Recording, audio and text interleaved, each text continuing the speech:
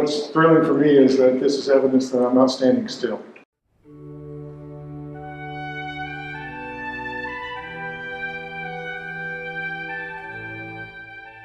I'm Stoney Lamar. I live in Saluda, North Carolina, 35 miles southeast of Asheville. It's a little town of about 650. It's the first mountains you come to coming up out of South Carolina Piedmont. There's a 1,000-foot elevation difference between Saluda and Tryon, North Carolina, which is 8 miles down the mountains.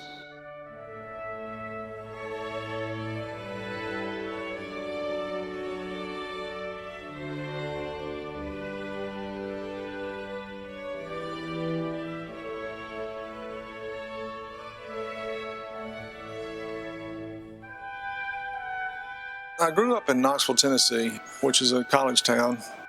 My mother was ill. She'd been ill all my life. 1960s, I ran a little wild as a result of her not having the oversight that she normally would have. Got involved in drugs and alcohol, and made a decision on my own after my sophomore year in high school that I needed to get out of there.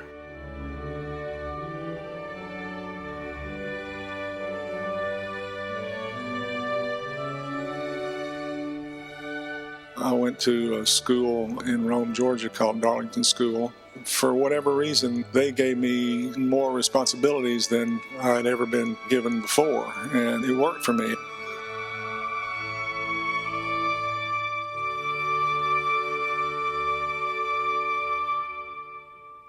I wound up graduating from high school and going to Carolina. Now, I didn't stay at Carolina but 1 year. I had way too good a time. I was on the 10-year plan. Between 1970 and 1979, when I graduated, I spent 2 years in alternate service for the draft, working in a children's mental health hospital in Atlanta. I was 5 hours away from a degree in psychology, and I thought my life's work was going to be working with the mentally ill, and I realized that I couldn't do it. I had too much empathy. I was concerned that there's a thin gray line that separates those of us that think of ourselves as sane and those of us that are identified as not sane. And I felt like it was too tenuous a line for me to continue with that work.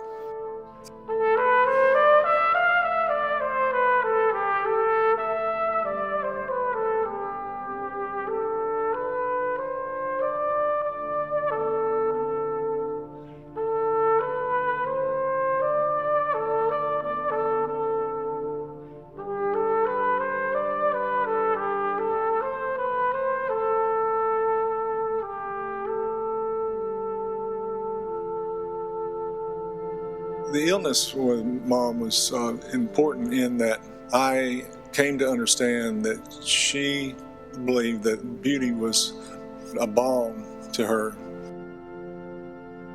That's influenced my work. I've always felt like I wanted to make work that was beautiful. It had a profound effect on me and how she felt about the importance of having beautiful things in our lives. So that's what I wanted to do, to make beautiful objects.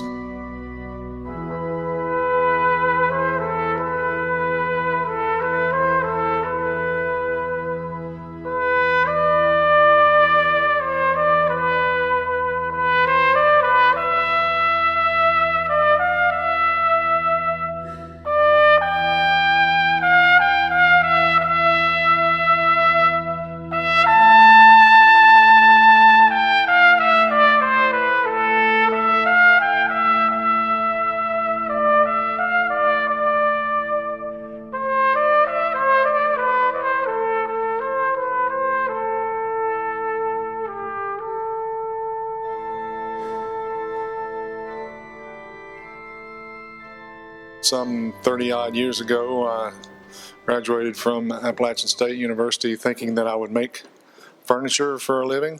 My wife and I were both in the woodworking program there.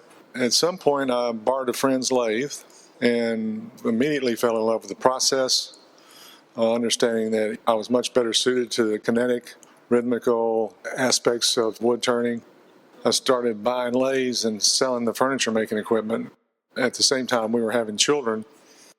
I took the first wood turning class in 1981 with Mark Lindquist. The next year, took a class from David Ellsworth. In 1984, Mark invited me to come up and be his apprentice. So we moved to Henniker, New Hampshire. 2 children, one of them 3 months old, and I went to work for Mark, which proved to be one of the more fruitful years of my early career because I came to understand there through Mark's work, the way he represented who he was through his work, that I could in fact use the lathe to talk about who I was and represent my aesthetic. I came to understand that everybody sees the world differently from everybody else. And it's important to know that it's okay to see the world differently. That gave me the freedom to start attempting to make the kind of work that I'm making. And I have to say Mark's work had the same effect in that people did not like it. It was rough, there's chainsaws involved, and he stood up and made the work that he wanted to make, which is what I've done. I began explorations into multiple axis turning, which I would describe the lathe more as a carving tool as opposed to a tool that turns round objects.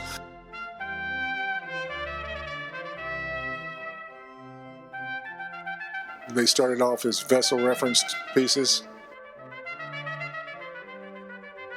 The vessel in a lot of different religions is an important aspect. The communion cup, for example.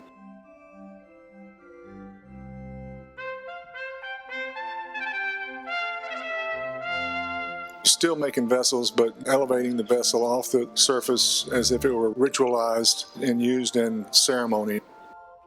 In terms of the art that I look at and the art education, it's been on my own. Where should I start? I look at the Cycladic figurines from the Aegean Sea, Fletcher Benton, Barbara Hepworth, of course Brancusi. A lot of the truth and material guys. A guy named Alexander Archipinko, goes on and on and on. Barnett Newman, Matisse. Just been to MoMA to see the Matisse cutouts show. I'm just completely blown away by it. The people that hang that work, they talk about the number of pinholes in each one of those cutouts that he's made. And that is him adjusting. Rearranging the work. When you see something like that from someone of that stature, that really gives you permission to say, oh, okay, let's step back and take another look at this. This might work better here. So this piece, I had it made and painted, and it was 10 o'clock on Saturday morning, and I didn't like it. And the piece was due Monday at noon to a show in Asheville. And I called Susan up, and I said, I need you to come down here and look at something without giving away too many secrets. She has a way of kind of, and I'm like, it's too busy, isn't it? She said, yeah.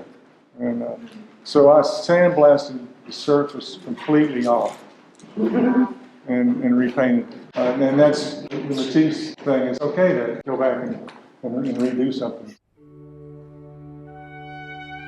One of the things about sculpting in wood is everybody has some relationship to the material. It might be your grandmother's stove bowl or what you see when you're splitting wood. And so they come to the show with kind of a preconceived notion about what is a good use of wood and what is not a good use of wood. The most challenging thing for them as far as my work is concerned is the fact that most of the work is painted.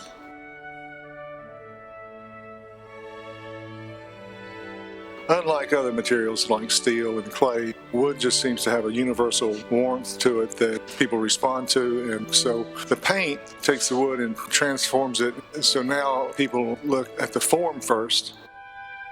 My hope is it draws them in, and then upon further investigation understand that it actually is wood. I have had people ask me before looking at it closely, is this stone? As far as paint's concerned, I'm using milk paint. It's milk byproducts, calcium carbonate, lime, and earth pigments. I mix in golden acrylics with it, so I got a much wider range of colors and palette that I can work with. There's a lot of people that don't like it, but it works for me. From a technical point of view, when you sandblast what's referred to as a ring porous material, ash or white oak or something like that, which are the two materials that I use most, the summer growth lasts deeper than the winter growth. So then when you come back and you sand back through, the paint will lay down in the summer growth. What it does for me is it pays homage to what I think is the most beautiful thing about the material that I choose to work, and that is that it's living. It has a rhythm. It's spring, summer, fall, winter, spring, summer, fall, winter. You can see the grain interacting with the texture that I've applied. One of the things I like to think about in some of the work is the circus. A lot of articulated movement and balance. Music plays a large part in my work. I oftentimes will name a piece using a musical reference a third of the way in or halfway in, and then that musical reference tends to inform the development of the piece. One of the early ones was Someone to Watch Over Me, Birdland. And what that does is it places it in the context of a time when I was listening to that particular music. Geometry plays a big part in the development of the work. I see the world through an isometric lens, so I break it down into planes.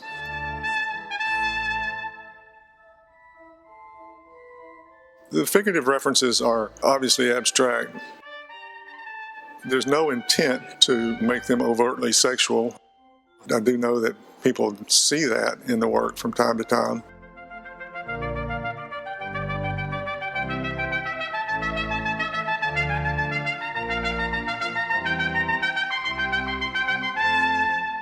Some of them are forest-like. There's a seagrass triptych over there. Seven Sisters refers to constellation, but also refers to the Seven Sisters Black Mountain Range, which is part of my DNA. The mountains around me are some of the oldest in the world, so it gives you a permission to move slowly and to not be brash about your work. One of the things about the early work, it had what I would call a tenuous relationship to gravity. They were finely balanced, and maybe a little bit too finely balanced for certain environments.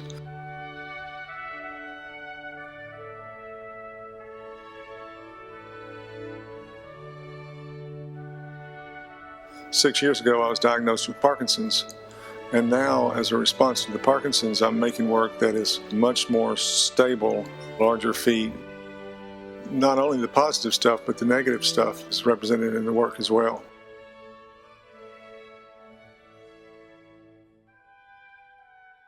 One of the ways that the Parkinson's is showing up in my work is I'm a big fan of Barnett Newman's work and the idea of the physical being on one side of that painting and the metaphysical being representing the other side. So I've kind of taken that idea and in some of the work inserting what I call a wellness line, which is the disease on one side, which is the physical, and me on the other side pushing back. And it's a way for me to sort of document the progression of the disease and also document how I'm resisting that progression. If you look at this piece, a well-lit dark path, and it's referring. See, this is really subtle, but you can see there's a line that's created by the negative space here, and if you have a chronic disease, there's a lot of information out there about it. So it's well lit. You know what's going on, but it's still if you allow it to become such, it can be a pretty dark path to go down, regardless of how well lit it is. Also think about the texture sort of representing those that are around that dark path, helping kind of like the waves. The illness with Mom was important in that I came to understand that she believed that beauty was a balm to her.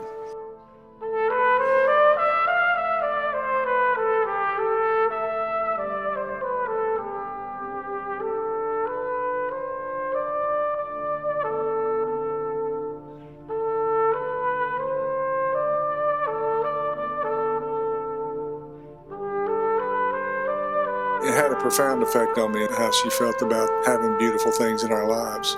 So that's what I wanted to do, to make beautiful objects.